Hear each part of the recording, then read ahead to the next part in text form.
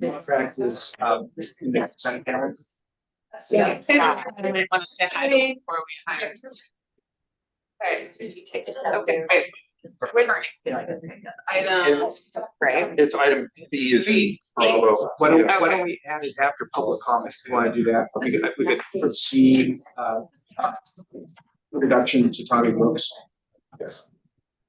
You see. Okay.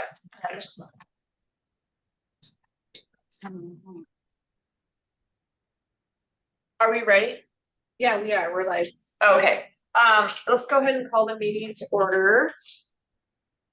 5:22, and it looks like we have public comment. In just a second. In just a second. Are we gonna, First, there's modifications to the agenda. we do have modifications. Yes, two items. One, we do have Tommy Brooks from Cable Houston here. And so let's add him to 2C and commission. I know Heather, you Okay. get him. Yes. And let's add to 2C so we can introduce Tommy. And then also there was a letter that was handed out this afternoon or just so just make that note for the record. And that's from the Hood River Outrigger Canoe Club. Okay. For the record. Public comment. Yes. Thank you. Public comment. Okay. And then also, do we want to have any formal discussion about the meeting we just had? If the board would like, you could certainly add something for 5. If you wanted to add that to your prerogative, 5B, your call. I'd like to have a short discussion. Okay. Yeah. Okay. Okay. So Tommy, are you there? Can we introduce Tommy Brooks at Cable Houston? Houston. Yeah. I am here. Can you hear me? Hi. Hi. Yeah, Tommy Brooks from Cable Houston. I don't know if Kevin wants to do any kind of introduction or just turn it over to me to say hello. Certainly. Maybe a little bit of background. So as you know, we had Barry Elsner and Hammond was our attorney. Ashley Dougal, who had met with you on occasion. They are no longer representing special districts. We were their only special district, but primarily city county. And so we did go and look at the finalists from the last tournament when Commissioner Chapman was president.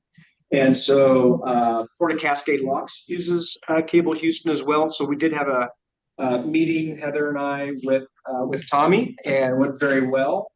And so we do have his contract on the consent agenda, and that would start January 1. But this is an opportunity, Tommy, for you to say a couple words and just meet the commission. Sure. Happy to do it. As Kevin said, my name is Tommy Brooks. I'm a partner at Cable Houston. We specialize in special districts work. And as Kevin mentioned, we have other port clients. I've been doing special districts work since I got to the firm in 2007. So it's kind of what we do. We work closely with Special Districts Association and SCIS as well. So it's just kind of something we hold ourselves out as being experts in and something we truly enjoy. And we're based in Portland, but we have clients all over the state. We work in all different environments and different size entities, and we've got a full team. So I'm usually kind of front and center, working with boards and general managers, but we've got folks behind me that do contracts and purchasing. We have a full litigation team. We have tax specialists for when you have tax questions about your tenants, and kind of what might be motivating them. So we do a little bit of everything, and happy to have the opportunity to see how we can help you guys. Thank you. Does anybody have any questions for Mr. Brooks? Are you very familiar with the intersection of and requirements of state vis-a-vis federal law and their application to special districts? So we do encounter that mostly when it comes to federal funding, right? So we've been exposed to a lot of it in different ways. So That's good to hear. Yeah.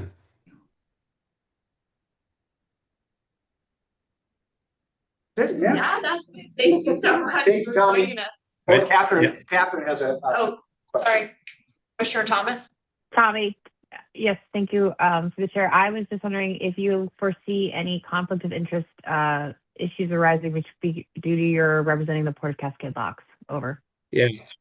So potentially, that can always happen. The way we've drafted that in our agreement is to acknowledge that we have that representation. And we, based on my discussions with folks at this port and folks at Cascade Locks, I don't foresee any conflicts on the horizon. If they do rise, we of course will address that consistent with our ethical obligations, and try to figure that out. So we will avoid any actual conflicts at all cost. And just if I could hop in, the main area could potentially would be the Breeze by software services that we provide for the Cascade Locks. If that were to happen, Schwab Williamson, we have a good relationship with Bill Williams, very, very spendy. We appreciate Tommy and Cable Houston and their public service clients, but that would be one way to deal with that issue if it were to come up.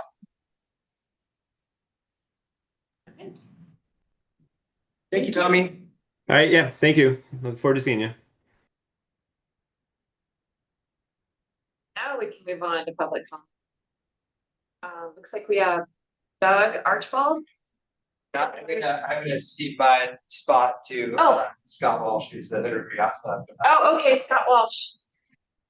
Hi, everyone. We have 5 minutes, and if you don't mind just stating your name. Sure. Yeah, absolutely. My name is Scott Walsh. My residence is in the Dalles, Oregon, and I've been a long-term slip holder here in Hood River. And I'm here to represent the Hood River Yacht Club.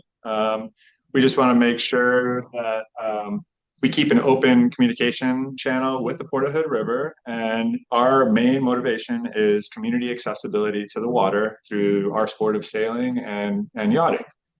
We work closely with Gorge Junior Sailing as well as some other entities. Gorge Junior Sailing is an amazing program, as we all know, that relies on port property to get the community on the water and teach our youth how to sail. Not just youth, but they're expanding into adult sailing as well. As a slip owner, we do not take for granted all the amazing amenities that the port provides for the community through the port. We want to make sure that that's still accessible for future generations, and we want to make sure that we're keeping it safe as well. There's talk about bringing in some larger vessels into the marina, so safety is a concern of ours, and of course accessibility. And then as far as the long-term vision goes, the survey that was recently sent out to the community was really great and gave us a chance to voice our concerns and maybe some things that we'd like to see in the future for, again, accessibility, maybe hoists or additional ramps or anything like that, additional parking for, boats on trailers so that, you don't have to wait on that long wait list to get a slip.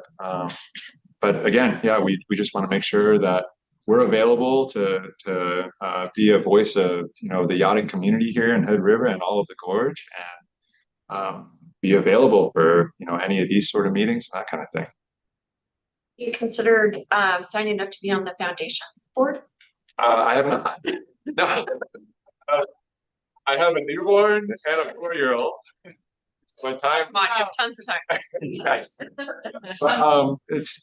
Yeah. Would you recommend that we look into that? Yes. Okay. Or someone from your organization. Great. What is the foundation board? Is that? There, it's a board that works to discuss airport and waterfront projects. One board that. Community led, yeah.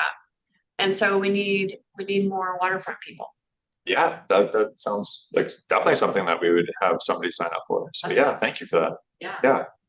Great. And yeah, and thank you everyone for allowing us to attend and speak. I would just add before you go, in the future, if you guys, the organization has wish list things or things that you'd like to see, don't wait, just reach out, let us know. That'd be fantastic. Yeah, thank you. That helps with your plan stuff. Yeah, makes sense. Is there anything that, I'm sorry, we don't usually make this discussion, but you have 2 more minutes. Sure. Is there anything that like you're really concerned about at this point? I know that there has been some board members, some folks from the Gorge Junior Sailing with the idea of a stern wheeler being inside the marina, with kids out on in the marina sailing around. The maneuverability of that larger vessel, especially on some windy days, is a concern. I'm sure there's a plan for it, and I'm sure the people who will be operating that will be more than adequately trained, but accidents do happen, especially when you're chasing a bunch of little kids around in the marina with small sailboats. And that would definitely be a concern. You know, what would that emergency plan be if we had 3 capsized boats with youth in the water and that vessel needs to get in and dock, you know, so that would be a concern. And then just again, the accessibility, we don't take it for granted, the amazing space that we have over there, and we would want to use that. If anything, we'd take any advantage to get some more dry docking space, that sort of thing. Yeah. Thank you. Thank you. Yeah. Bruce Barnes? I'm gonna let her go first and I'll speak as well. Oh, okay. You must be Linda Maddox. No, you're not. No, I thought we would just speak together, so my name wasn't early on there. Is it okay if I go? Oh, sure. It's about the same thing. Yeah, it's about the same thing. If you could just state your name. Yes, I will. My name is Deborah Taylor, and I'm a guest here in your community. I'm from Vancouver, Washington. We use the toll bridge often, which, you know, Hood River's bridge, the tolls managed by Port of Hood River via the breezeway system. I'm here to talk about how the community is feeling and how it made me feel when I crossed the bridge. I received these bills, and I received the late notice, an unpaid toll invoice, and with the late charge is $25. And I was a little bit bothered by this. And so I made a phone call, which was a difficult phone call with customer service. And after that phone call, I went online to look at what the people are saying about this. And customer service is poor, invoices arrive months late, leading to disputes and unfair charges, is really high charges for the late fees. As I went on and looked at how many reviews there are, there's like 130 reviews on here, and it breaks them down. Billing is 61, late fees are 28 reviews, mail is 21 views, and 19 are talking about it being a scam. And I just don't think it's an appropriate way of doing business with community members, especially visitors. We come to your community, we spend our money, we bring others to the community, and then you cross a bridge, which costs $350, and now it costs me $28.50. And you can't resolve it. And he did the same thing. But we never got. Deborah Taylor. And so another thing is we have a vehicle that goes undetected. So that's kind of interesting in itself. So, yeah. And we want to pay our bills, we want to pay our fair share, but when you don't get a first notice and you get a second notice. Can I address it? Oh, yeah. Go Yes. ahead. We're very aware of the problems, and we've been working very hard to fix that. We've changed the late fee. We pushed it back and minimized the late fee.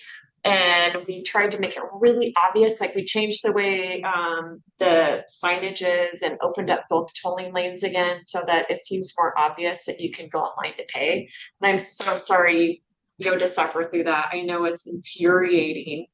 And our staff is very minimal, and they do their best to get back to everybody and try to rectify any late fees that maybe it was your first notice. We've seen that a lot, that maybe you didn't get the original notice. We never Maybe got the you were original. gone out of town too long to even get the bill.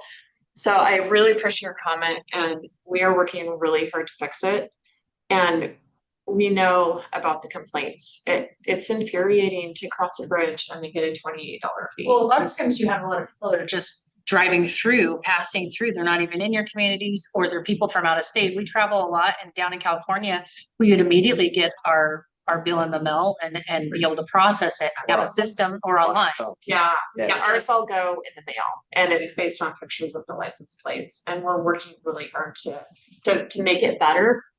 And it's Growing. kind of, yeah, it's also, we're transitioning, we just transitioned out of toll takers to this system, and we're working to get rid of the bridge altogether.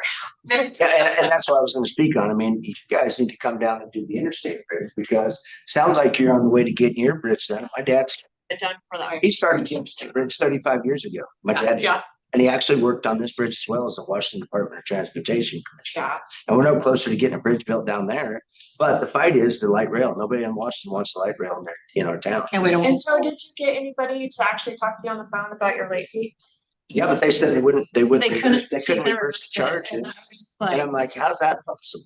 So that's why we're here, to bring this to light and figure out how we can rectify this problem without paying a $32 bill to cross your bridge one time. Right. Yeah, it's unfortunate. There was some issues with the lag of the DMV. There's some issues with that, and these are definitely things that we are working on addressing. What's concerning me, because I got a CDL license, Yes. right? And I don't want anything coming back on my Correct. commercial Yeah. driver's Or it license. goes to a credit Or report or a collection agent. collection agency. That makes no sense if a person doesn't even know So- of it. It impacts your credit. You see what I'm saying? And credit is so important now. I know. So how do we rectify this? Do we just call them and tell them that we came to your meeting last night? Will we call tomorrow, or how do we? We have waivers over there. Yes. We'll take care of that. Yeah, why don't we just step up here? Okay. If you have any further to say. Thank you so much for your time. Yeah. And I know this is a thankless job. I've sat on lots of boards and been beat up a lot, so I appreciate your time and thanks for having us. Yes, but like I said, you need to come down to our part of the country and figure out how we can get a bridge built that doesn't cost $10 billion. Yeah. $10 toll. Especially a bridge that is gonna be the exact same space. That same three lanes. Estimate from 3 years ago was 7.5 billion, but our estimate went from about 580 million to 1.1 billion. Yeah, It doubled, so Yeah. I don't know what the I-5 bridge is gonna cost now. 10 billion. It's gonna. They falsified information too. Yeah, they falsified a bunch of information. FDR did. They inflated the numbers of ridership in TriMet. Yeah. Oh, what I told TriMet is you can get ridership on the buses. You know how you do that? You have a night naked bus and train day, because they seem to have sat down and pulled. Have a good day. Thank you so much. Okay. Wait, was that was James? No, I think that was all of our, did you, Oh, Linda. Linda, do you have public comment? Yes. I have to look at my glasses to see you. Yeah, no one wants to see you. It's okay.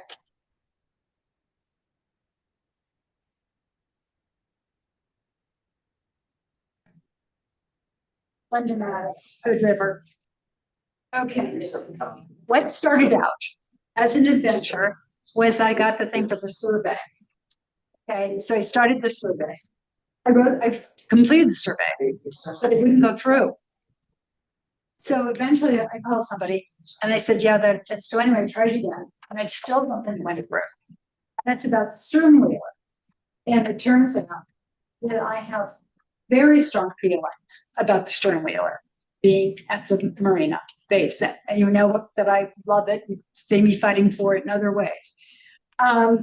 So I was just shocked actually, that you would even be considering this with this tightness of the area. And to sort of go on to the meeting you just had with all these people, is the need for new docks. I mean, that's the thing. You've got to, when you're in a public agency, like you're part of, that you are working for, you need to balance things. And I think that was probably the reason for the survey, but I don't think you ever got mine. But anyway, and other friends. But I think putting a stern wheeler there with all the different needs from sewer, power, electricity, et cetera, and then having it big, and the sailors were kind, to say the least, and having it just in there. But the worst thing is this. Years ago, I've been here now for 38 years, at the event site, there were boats could come in through, right through the bridge, had like right through there, they could come in. And they were on the, and they would actually dock right against that wall. Do you remember that? Maybe you remember that. Okay, and what would happen is with the wind, so some boats even coming down from Alaska, they'd have some years. What happened was the wind is enough to even knock a big boat around, and the pylons get loose after a while. So then I'm thinking the boat's going to be there, and it's a big boat, 100 feet long. It's going to get buffeted, even though it's somewhat more. It's not quite as out there as the other one. But what happens is putting in new pylons costs an arm and a leg. And I mean, maybe when they're working on the bridge, they could put in new pylons. I don't know. But I mean, if you're going to have a big boat in a small area, and an area that is being used by our community, and used for people to play in the water, to sail, and yeah, it would just. But I personally said no to in the survey that I didn't see the stern wheeler there. There may be other places the stern wheeler could be, or going to Cascade Locks. I don't know. It's not my problem to solve. But I just felt like having it there is going to affect dock residents very much, and especially the growth of the slips. I mean, right now you're saying we need 100 more, or you could actually sell 100. You could have rentals for 100 more. I realize they're expensive to build as well. Okay, well then it gets worse. The story gets worse. I then had to look at the package, close to 300 pages, you all know. And I was going, oh, that. I was practically having a heart attack in my dining room. And okay, so I'm just going to quickly bring up the other topics, which I don't have good things to say about. The CAT Transit Terminal, around Lot 1. Is Lot 1 going to be a parking lot? Is that what we're planning? If we have a transit terminal, I mean, I know you're about to sign with CAT, and I could see that in the packet. It's not a park and ride. It's what? It's not a park and ride. It's not a park and ride, but they would stop there? In some area. Okay, and I saw the different areas, and I was one of Fox, the boat basin, and I could see the red rectangle in two places. Those aren't. Those aren't. Oh, we're going to use. Okay, maybe is it just a place where there'll be one transit? It'll just be a place to stop and pick people up with a little shelter or something. With how many shelters? One? I don't know. It would be 3 to 4 buses. Oh, 3 to 4 buses. Always down there? Oh, always down. Oh. Well, sorry, Linda. That's all right. But I just want to say to you the next. The roundabout, you probably know I'm not happy with that, especially with the I realize that's been signed on. $6 million for that roundabout, which I don't see solving any problems. And you're going to have to fight with ODOT with that one. I've already talked with them. I didn't fight with them, but I did talk with somebody about it. Anyway, and then the other one is the airport terminal. So I'll get you two. And for 6,300 square foot terminal. If here you are complaining about having no money. Okay, Linda, I'm sorry, I have to cut you off. Okay, I know, I don't want to listen to me. But anyways, I realize that. I understand. I've had to listen to people talk down the voice. And I realize you've got to get to work. Okay. But I just was having a heart attack for all those things. Okay. Thank you so much. Okay. Feel free to email also. What? Feel free to email also. I will. Okay. Thank you. Okay, we're gonna move on to the consent agenda. I'll make a motion to approve the consent agenda. Second. All in favor? Oh, any discussion? Wait. One more public comment. Oh, Oh, I'm so sorry. I'm sorry, are you James Roper? I'm James. Oh, I thought it was today. What up, John? I've been a resident here 10 years, been frequenting here since I was 16 years old, so that's 20 years ago. And what I see is kind of a problem with the port is in the winter. Like down at the waterfront, there's nothing going on, nothing. And why are these spots vacant? Like we could have food trucks, we could have little fire pits, like little, like amazing little zones. Like, why aren't we capitalizing on that? And I'm starting a sauna business. I guess last meeting I was down in California visiting my mom.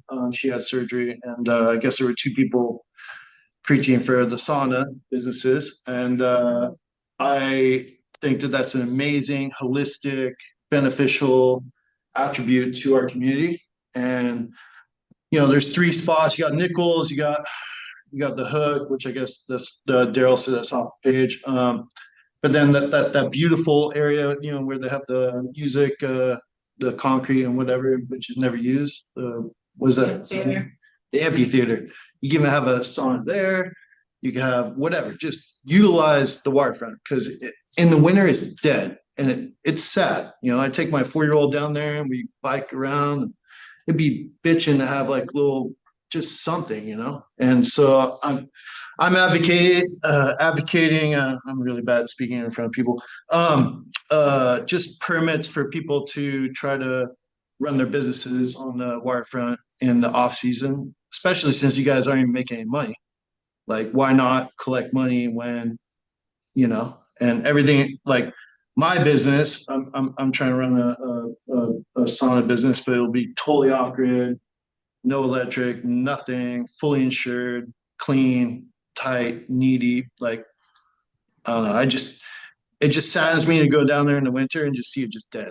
So I would like for you guys to figure out a permitting system for people that would like to apply for permits to run businesses.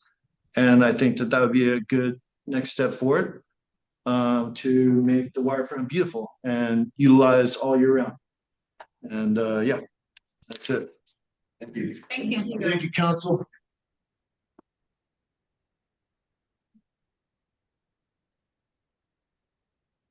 So we had a motion and a second to approve the consent agenda. Is there any discussion?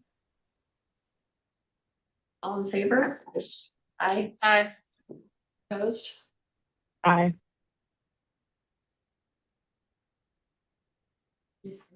No, she's saying Oh, that. okay. Informational reports. Debbie. I don't really have anything to add. We're on track with pretty much where we expect to be with the financial report. And so it was through October 31st. I don't know if anyone has any questions, but The only thing I'd like to say is I love seeing these packets with these very concise reports. It makes things very easy to reference and read and know where we stand. So Thank you. to all of the departments, thank you for that. thank you.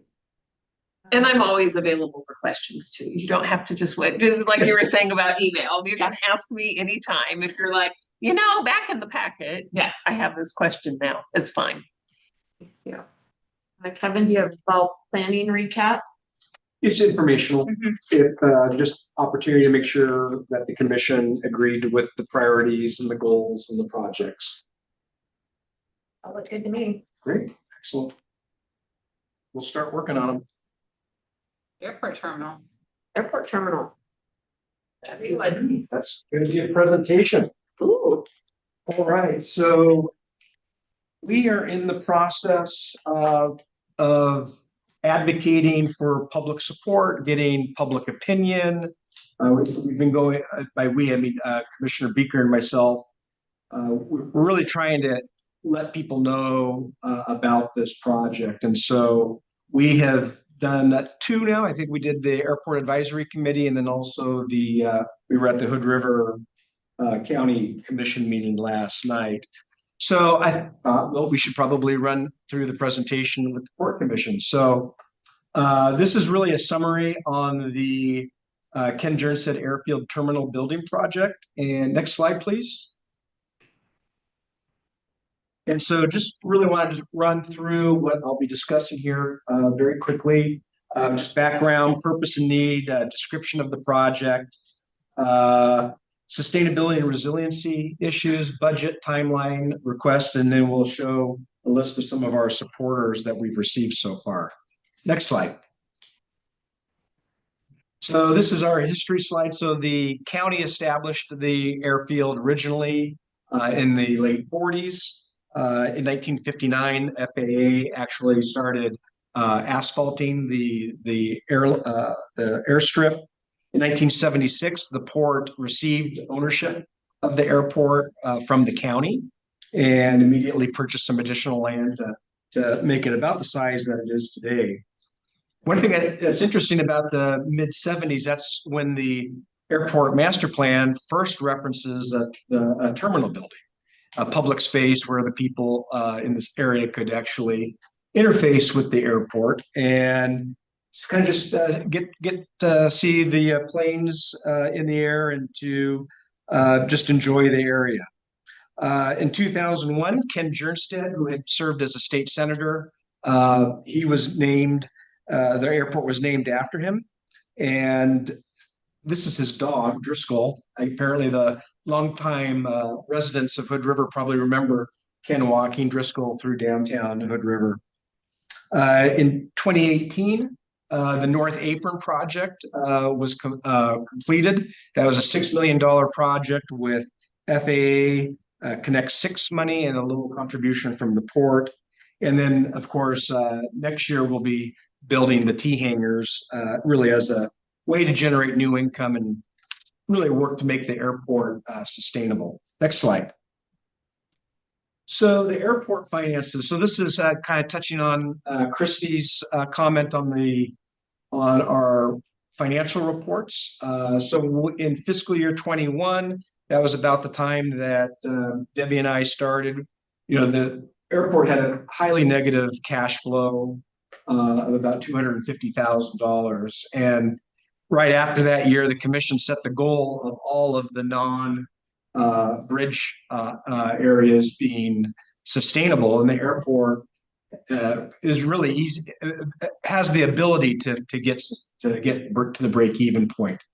So with the 2 new T hangars, that'll generate $60,000 annually, and there's a lot of other opportunities out there which we've discussed. And so with that, you can see operationally, we're going to be right now we're about $62,000 in the hole. So the gross income just off the T hangars will absorb that. But there's other opportunities, including the terminal building, that's part of making the airport sustainable. And when it is, it'll be likely one of the only municipally owned airfields in the Northwest that is sustainable. Next slide.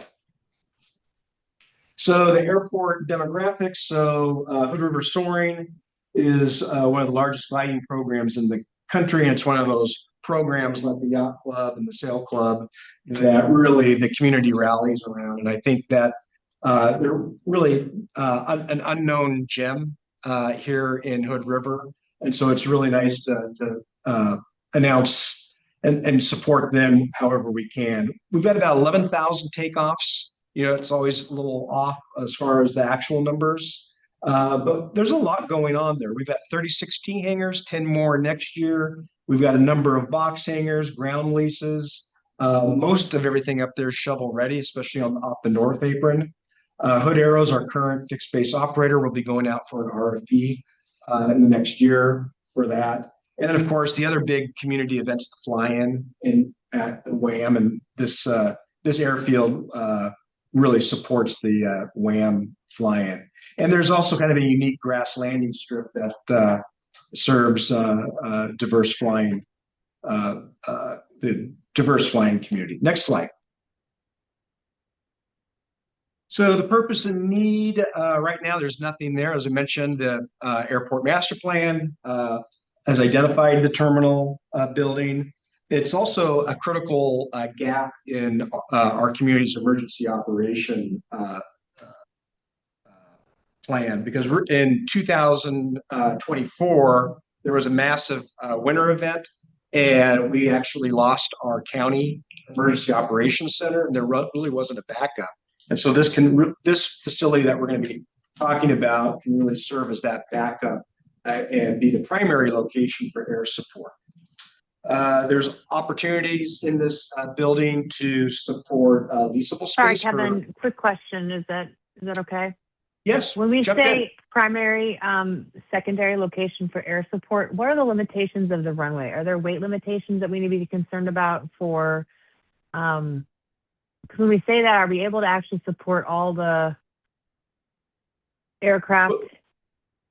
Probably more length. It's length. Well, I think it's the helicopter. I mean, we've got a helicopter pad out there which right now it lands right by the fuel station. And this isn't to take away from any of the ground support that's out at the fairgrounds. So there is a pretty significant fire support out at the fairgrounds, and this isn't intended to replace that. Tor, I don't know if you've got some. I need to say, Catherine, the length of our runway and the lack of an instrument arrival approach do limit the size of aircraft that we can accommodate. That said, as an emergency, the emergency response value of the airport is not really hampered by the fact that perhaps certain very large or very fast aircraft cannot land here. There are still plenty of aircraft that would be the kind of aircraft that would serve us in an emergency that would be able to land, if that makes sense. Okay, great. I just want to make sure what we're saying can actually occur, because with us not having jet fuel and us potentially having a runway that's not rated for large emergency aircraft, I just want to make sure that the presentations we are giving are rooted in fact. That's correct. They are. So thank you for taking my question. For instance, many of the rotorcraft that come in for wildfire support, they typically, even at airports that have jet fuel, they bring their own truck with jet fuel now. That's kind of standard industry practice. And we have certainly had them bring in jet fuel here too. Carry on. All right. And then I think the other part that's worth noting is that there's a number of plans, including the airport master plan. But if you recall, just earlier this year, we had the hazard mitigation plan, and this project is included in that as well. It's also in the comprehensive economic development strategy for this region. And it also positions Hood River to be a key component in electronic aviations, which is kind of a growing industry. And again, just the self-sufficiency, there's some opportunities in this structure for leasing. Next slide. We'll get into the pretty pictures here. So this is the 6,300 square foot facility. And as you can see, there's places for people to sit there. We'll show you a floor plan in just a second. But this is designed in such a way to decrease the utilities. It's supposed to be a LEED. It would be a LEED standard building without the actual certificate, because the certificate itself is fairly expensive, but the things that get you the certificate are totally available to us. So this is what it would look like from the airfield. Next slide. And then this is the first floor, the entry courtyard. That's where the Ken Jernstedt statue was intended to be, is at the location of this public space.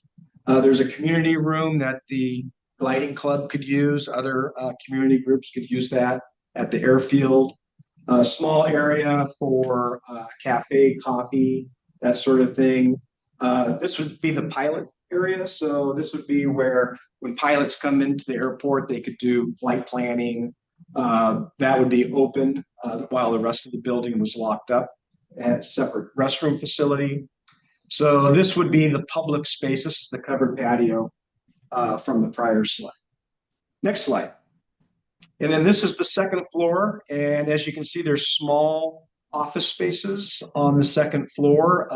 And these would be separate from any of the public activities down below. So if there was some type of an event where there was a need for the emergency operations center, this wouldn't interfere with those activities on the main floor. Any questions on any of these amenities, Catherine? Okay, next slide.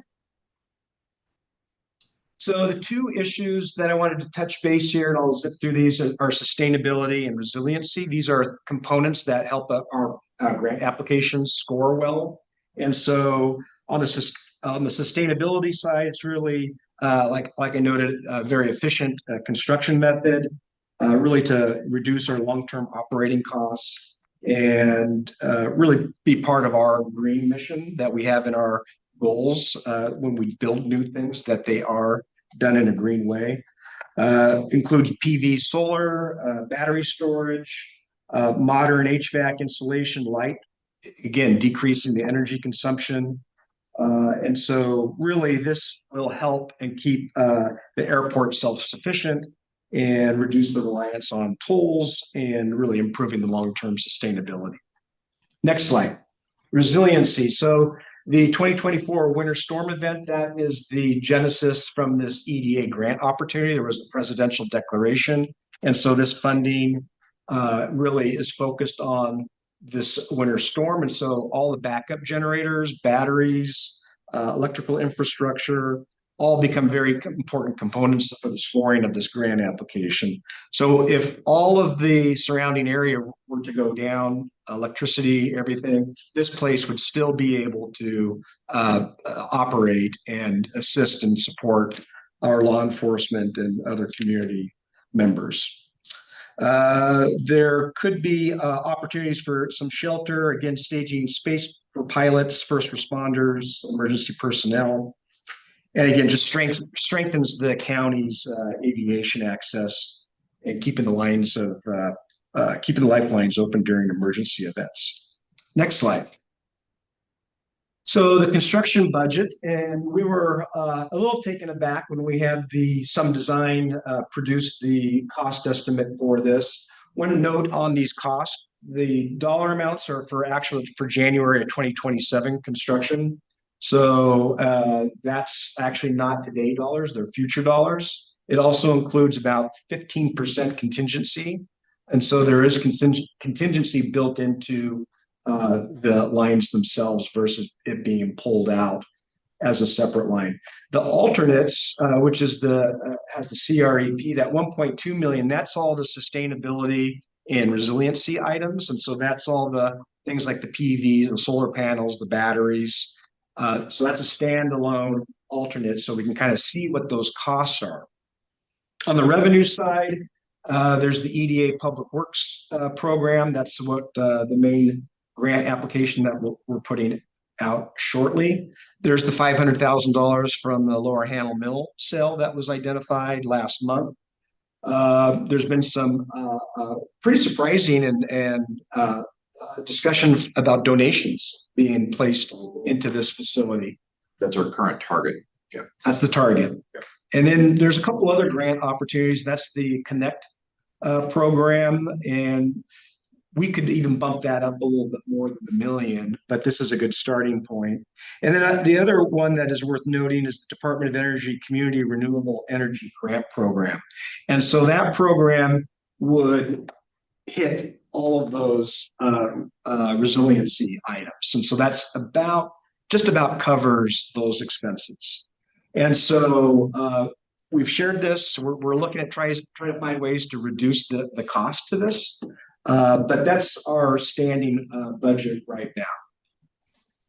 Any questions? Next slide.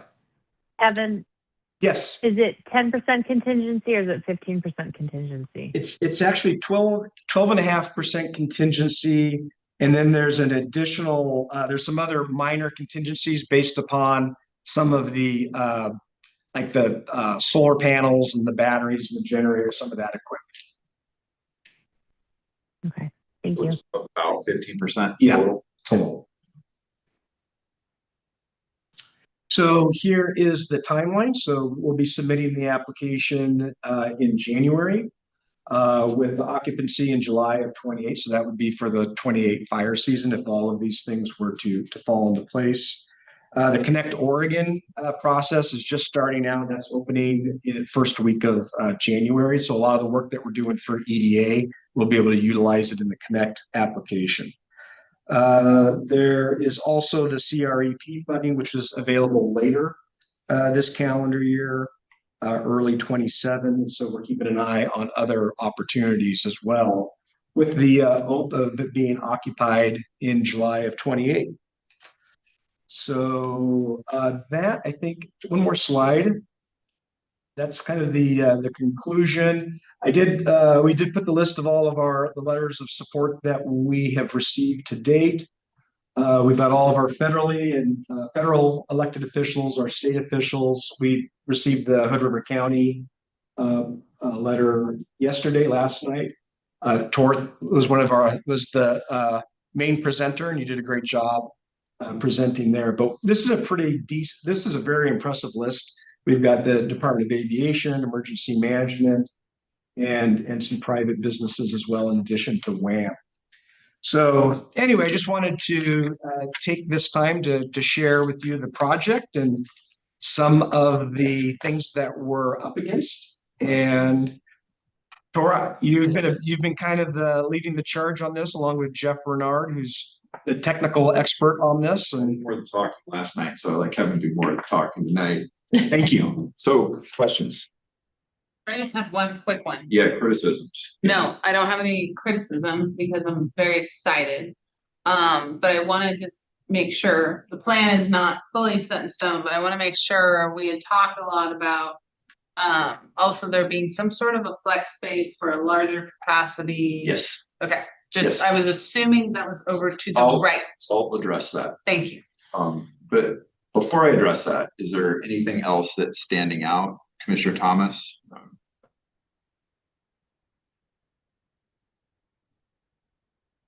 I just was concerned, $9 million for terminal building, even if it's January 27 funding, even if it's with a 10 to 15% contingency, is just a lot of money. And so I just want to make sure that we are adequately sizing the facility that we need to offer those services from, and just making sure that's in the forefront.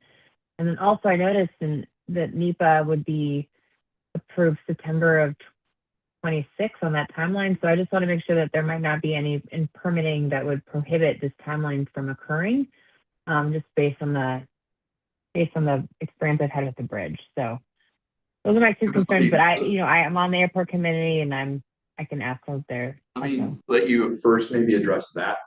The NEPA, yeah. So I think I noted earlier that when the North Apron was funded and built, that concluded in about 2018, there had been a pretty considerable environmental work done at that time. So right now there was a CADX for that. We'll still need to go through the assessment, but from all indications, and we've done a environmental narrative for the grant already, and it looks like it will be a CADX.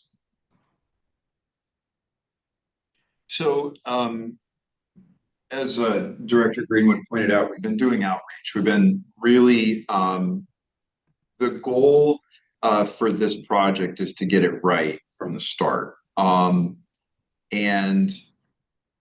a part of it is this emergency response, because this is linked to winter storm events. But the biggest grant is from the Economic Development Administration. So economic development is a very important part of this. And we also have made it a priority that this building has to be a net revenue generator.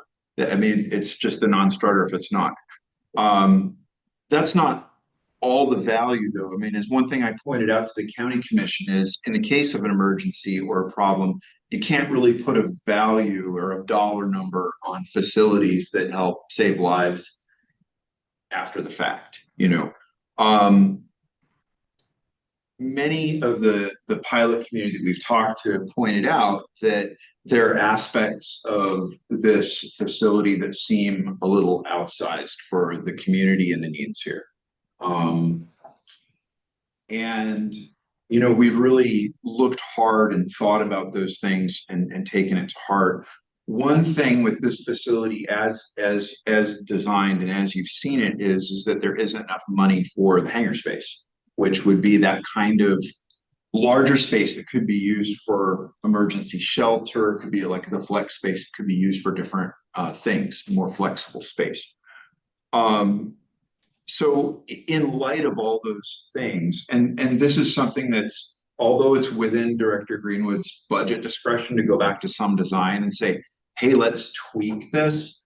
He and we discussed this and along with Jeff Renard, and we really wanted to get commission consensus for him to do it, even though he has the budget authority to do it.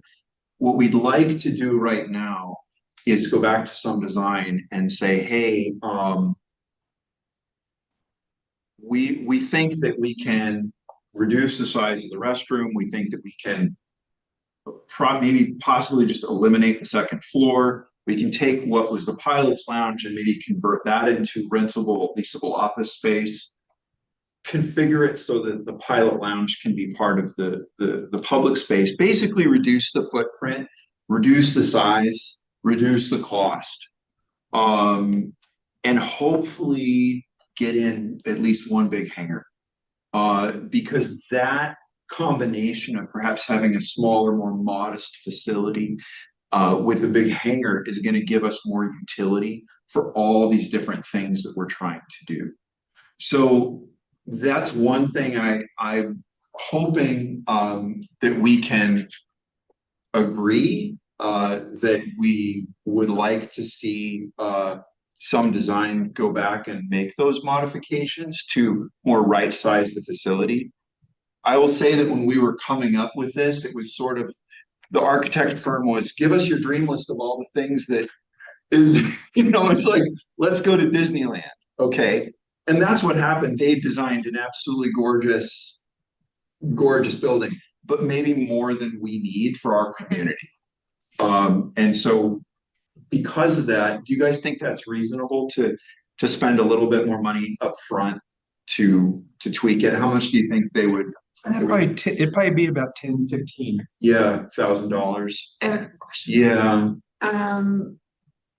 I did see there was like a little cafe, coffee area. Yes. Was there, I know we talked in the past about having a restaurant space. Was there any talk about a restaurant? And also we had to, and I know we're getting ready to move the port office, but we also discussed moving the port offices up to a terminal building. Yep. Could that still be a possibility? So a couple thoughts. One, we are somewhat constrained by sewer opportunities there, which is almost assuredly going to prohibit us from doing a full service type restaurant. Okay. But what we're mapping out is like a cafe type space is going to be okay. Okay. The other really neat thing about that is in the case of not finding a tenant, it's flexible space too. It could be an office that we can rent out. So the combination of having rentable offices combined with a rentable hangar will make this a net positive to the airport. As well, having this building is a stimulus to other investment on the North Ring, which that private investment that we want to see. As far as having it be a potential port office, that would probably entail tweaking the design a little bit, but in a different direction to make that upstairs. I don't know. What do you? Well, I think right now we do have an offer, and I would say that buying a building that's already in existence is going to be a lot cheaper, because if we have to, the other part of the cost driver here is prevailing wage. So that's an extra 20% on the construction side. Yeah. So I do think that the path that we're on for the building out on Wasco is probably the most cost effective approach to go at this point, because it's already been built. Yeah. And I'm sorry, one last question. Yeah. No. And have you discussed with the community college then having a space for aviation type classes? We have not talked to the community college. What an excellent suggestion. That's probably next on the list. And that's something that those class that space could be used for quite easily. So there are two things. One, we'd like to go back and tweak the design. We'd like to see, can we get the cost down? Can we get the building to more accurately fit the need? I will say that we had a very good response from our county commission. I'm so grateful for their support and some enthusiasm. Commissioner Moretti even pointed out, when we talked about, downsizing this facility, she said, wait, if it's doing what you need it to do, maybe don't downsize it. But I think it's a good thing to do to diminish the scope of this, to try to open up room in the budget for the hangar space. Really important. I also want to point out that I think we're going to go to Oregon for 2 million, not 1. And we've got some feedback that that's a reasonable. Let's see, looking here also back at this budget. Having the public space and having that public interface, very valuable, but also coming back to the dollars and cents of this. We want to make sure that this has not like an 80-year payoff. And so as you're looking at the revenue side, if we go ahead and go for 2 million in the Connect, and you were saying, for instance, that was it Tillamook or Newport that was asking for 25 million? Right. Yeah, so us asking for 2 million, very reasonable from the state's perspective. That would knock down, because this other grants is really a funding gap. If we're going to be honest about it, that 1.3 million and this current number. And that's already taking out the 500,000 that we've already earmarked. So if we got all the funding and we got it, that would still leave a funding of $340,000. If all our other targets are met. But I just want to be really upfront about that. We're going to try to bring that down. So the reconfiguration would be about the same dollar amount, but with it might be, but with a hangar, which is going to be the utility of that and the economic value that it's going to be greater. So, and it also that utility for emergency management is better. It's really, I think, very important. Another thing I wanted to mention was this is a project that we are not committed to build. Even if the EDA says, yeah, we're going to give you $5 million, if the commission decides, we don't have to build it. Okay. But if we're able, as part of our grant application to the EDA, to say, yes, we're committed to the project, that doesn't actually put us on the line for it, right? Sure. I mean, can you explain how that? Well, one of the things about EDA, federal money likes to be the last dollar in. That's correct. So if you go, and if this is the first grant opportunity, we don't have any other shown award letters. And so we're kind of experiencing this with the roundabout and some waterfront transportation improvements. So one of the thoughts is to go ahead and do a letter showing that the port's committed to the full 9 million. Yeah, for our numbers right now, even though we're kind of going back and trying to squeeze. But then reduce that actual number as these other grants come in. Otherwise, we're not going to do the project. So it's a little bit, there's a little bit of risk there because you're kind of making that commitment to the whole amount, but there's nothing committing the port to actually following through on the project if we were to get the $5 million. If anything, then that makes our Connect and our subsequent applications that much stronger. So that's my other, I guess, as someone is championing this project and really pushing for it, that's the other thing I would like is a commitment to that promise to the EDA, basically, so that the feds can be the last dollars in like they love to be.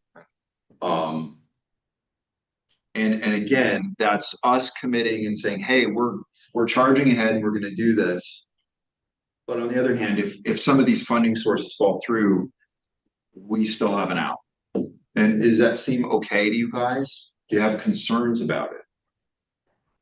Sounds fine to me. As long as there's off ramps that don't tie us to anything or beholden us to anything, then I'm happy. I mean, I'll be blunt. Our community pays a lot of tax dollars. And if you look at the tax dollar revenue that comes back into our community versus what goes out, more goes out than comes in.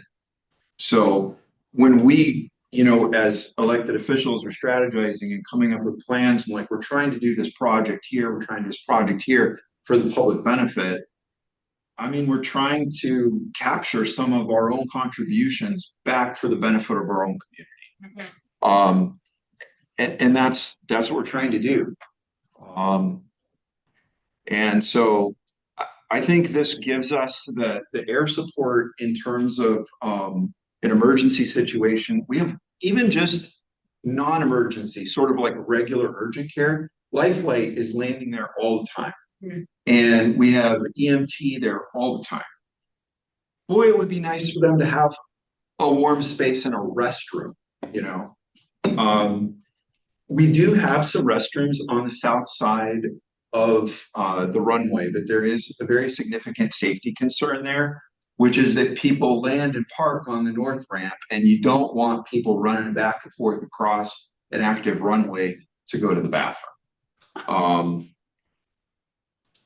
So that's where we are. I'm excited about the project. I feel like we are getting lots of good community input. And we're not drawing a line in the sand and defending a certain vision of this. We're taking input and we're growing the vision of this project and trying to make sure that it's just the right size and solving the right problems. So Or I'll be the first to say thank you for all of your commitment and dedication to this. It is very welcomed and appreciated. I think you're on a great path, and I would love to, instead of taking up the commission's time, just looking at stuff, can we just email you some possible suggestions to consider for the design, and then let you keep running with that? Yep. Perfect. Thank you so much. Thank you. Thank you very much for the opportunity to present. And then Tor, sorry, were you looking though for direction to approve Kevin to go back to the architect and make sure that the size is correct? Were you actually looking for that, or is that already? I think we discussed it, and like I said, that's within his budget authority, but I would just feel better as a commission direction to staff that everybody feels good about that's reasonable. I think it's reasonable. It'd be nice to have options. Yeah, if I could jump in, Commissioner Thomas, a motion saying that the port is committed to the full 9 million and having that in the record would be helpful. Yeah. Because then we can actually take the adopted minutes. Yeah. And have that in. And that'll help us get our grant money from our various entities, so I would like to make a motion that the Port of Hood River is committed to, the full cost of this project as we have it today. I don't know what to call this workup, this projected terminal project. I mean, but the financial. I'm sorry, my words are not good. I would just say, a motion to authorize the full commitment to the terminal project budget. Okay. I move that the Port of River authorize a commitment to the full project budget for the terminal building. Is that good enough? It's good. I think that was it. Okay, thank you. I'll second. Any discussion? All in favor? So, Oh, hey, I'm sorry. I don't know so what you're saying you're wanting us to vote on is that we support the cost of the terminal building at $9.08 million right now. That includes the contingency and the January 2027 dollars. But we all just discussed that we want it to be less money. Yes. So I don't know if a vote is really what I don't know so to be honest, I'm not going to vote for that because I think it's a little bit larger than we need. So I don't want that to be in the minutes so is there a way to say upon approved plans, we will support the project moving forward at the budget that it is foreseen at the appropriate scope. Is there a way to rewrite it so that it doesn't? Because yes, I understand federal money last in, but a $9 million project right now, I think, is not necessarily what is needed for the services that we just discussed. So I just wanted to be clear about what we're voting for. Sorry. Thank you. Just one thought on that. So the initial cost estimate that we received was actually 10 million. And this was without the add-ons, including engineering. That included 3 million and change for a hangar, a pretty good sized hangar. So we decided to pull that one out. That's how we got the 7.1 million for just the terminal building. So the idea is to pull back the cost of the 7.1, reduce the size of the larger hangar. And so frankly, I think the project, and Tori, you correct me, is probably still going to be close to 9. It might be. With the hangar. It might Because be. the hangar's not there now. That's correct. And based if you want the flex space, That's correct. it's probably going to still Yeah. to get there, but we'd reduce the size of the terminal. So Yeah. could we agree that we're approving the commitment to continue to move forward, knowing that we will then meet as a commission once we have further details and clarification? Absolutely. Yeah. Is that a better way of stating that, Catherine? I would second that, yes. Final. Yeah, because we're very early in the process. I mean, we still got room to fine tune things. Yeah, just approving the continuance of moving forward. I think that would be great. Okay. So So then I can make a motion that we will approve the continuance of Kevin to move forward in this process to secure a terminal building. And a financial commitment. It'd be nice to have the financial commitment component. yes. Is it enough to say we're committed to seeing the project completed without naming a number? Yeah, I think that's probably the best we're going to get tonight. I think for our grant application, I think, yeah, Megan, you would have a.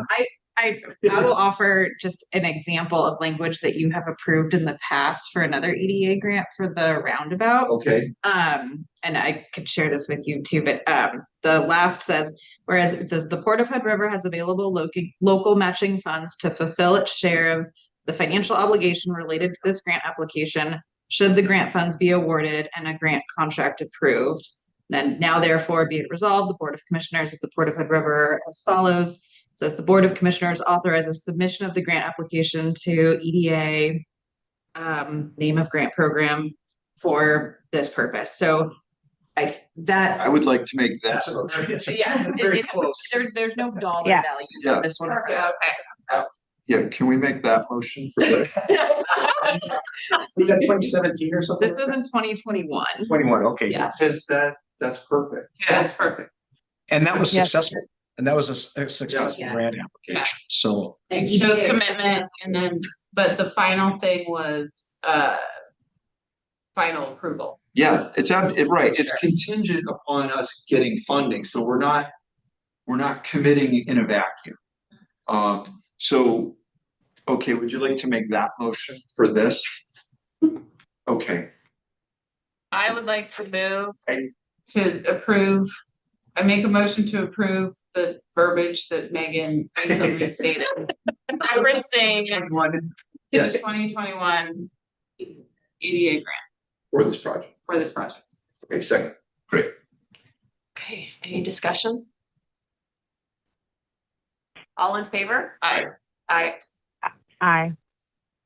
awesome. Thank you very much. I appreciate that. That was challenging. It's okay. Kevin, is it okay? We just have a couple of administrative action items.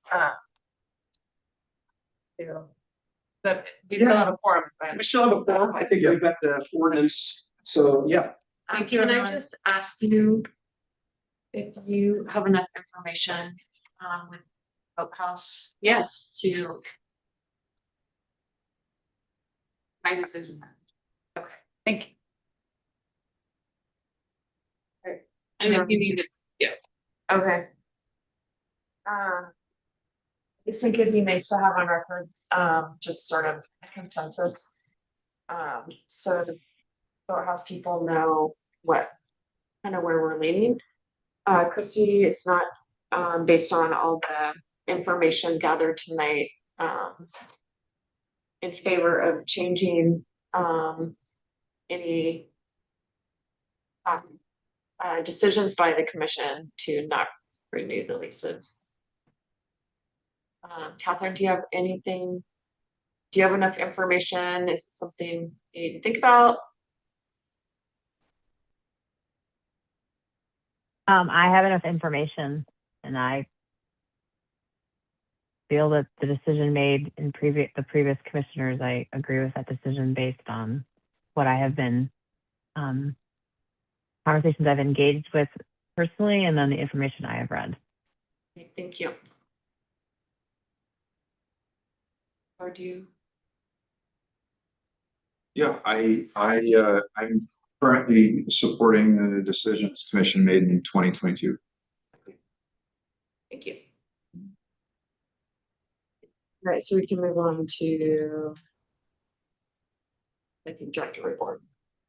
Nothing new to add. Okay. So Yeah.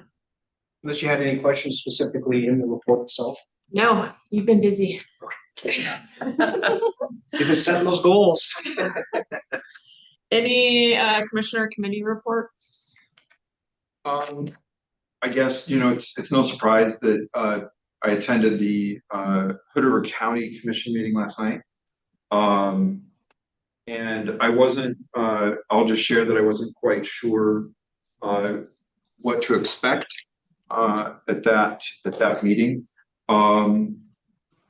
But I greatly appreciated the county commissioners' patience, their questions, criticisms.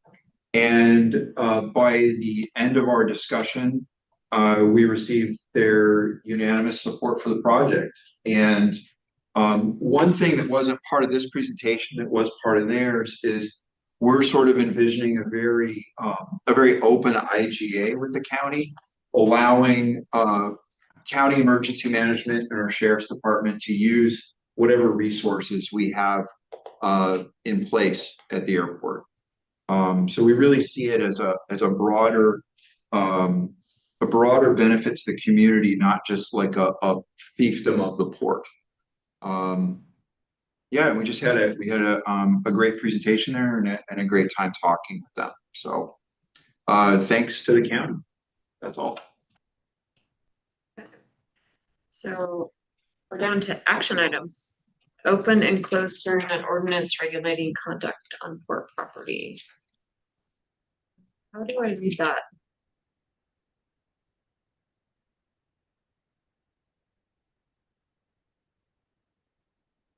Yeah, you wanna assist there?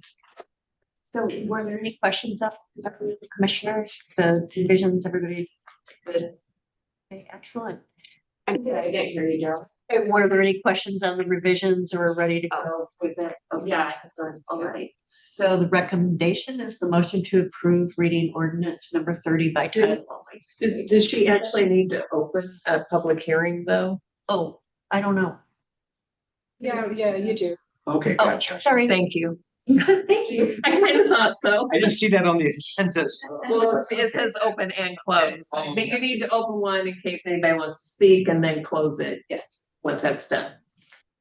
So am I recessing the meeting and No, opening up? you're just opening it up Open it up now. a public hearing. So Anybody wants to say Yeah. something? You have 2 members. There was something I saw that I thought was wrong, but I can't remember what it was, because there was so many, 300 and almost 300 pages, it was, yeah. But there was something that I thought, I used to spend a lot of time down there. There was something about behavior, personal behavior on kites or something. I don't remember. Was it something with fishing? No. It was the wind sport. It was I'm sorry, I can't remember. There was. If you think of it, just email us. Okay, I need to get it. Email Daryl. I need to get you. Could I ask a question? I actually did see one thing in it. A blanket prohibition on overnight parking in the ramp parking lot. Okay. I assume that, marina parking pass holders would be excluded from that, but it's not specified. If that's only an important. May I? Yes. Yeah, marina pass holders can park over at the moorage. We call that moorage parking, Okay. and this is called marina boat ramp parking. Yeah. So we don't let people park here overnight, but if you're a tenant, you can park over there. If, I mean, I'm imagining a scenario where someone with their trailer boat wants to come down and launch it and go spend the night out on Wells Island and come back and get their car the next day. Is that not a or just doesn't want to see that kind of use? Leaving their truck overnight, no. Yeah. I work with people with their trailers. Like when people launch their boat and need to leave their trailers, they come to the port office and I give them permission and let our security know. But we don't allow for people to keep their vehicles here overnight. Anywhere on port property. Would that be different if it was attached to a trailer and you knew it was, they petitioned? No. All right. Okay. Hey, you can close the hearing. Okay, we're close the hearing. Thank you for guiding me through that. And I'll entertain a motion. It's either you or Catherine. I move to approve the reading of ordinance number 30 by title only. Second. Any discussion? All in favor? Aye. Aye. Aye. And then just for the record, Port of Hood River ordinance number 30, an ordinance regulating conduct on port property. Yes, I move to adopt ordinance number 30, an ordinance regulating conduct on port property. Second. Any more discussion? All in favor? Aye. Aye. Aye.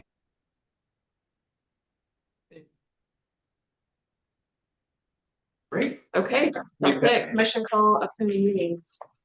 We done? That is it. I have one question. I know there is negotiation going on with Mr. Webster regarding Stern Wheeler. When will that come back to the commission? So we were waiting to give you the results of the survey. Okay. Which Megan did a compilation now, but we wanted to go into detail on that because that was kind of part of your question, as I understood that. Bring it to the January meeting. Okay. The results of that, and then where we're at so far. We've had a response from Scott, and so we'll include that was in this packet that you made. Yeah. So we're kind of at a stall right now until you have time to discuss the results of the survey and if you want us to move forward. Okay, great. I look forward to seeing the survey results. Okay. Thank you. Meeting adjourned. Thanks. Thank you. Thanks, Catherine. Yeah.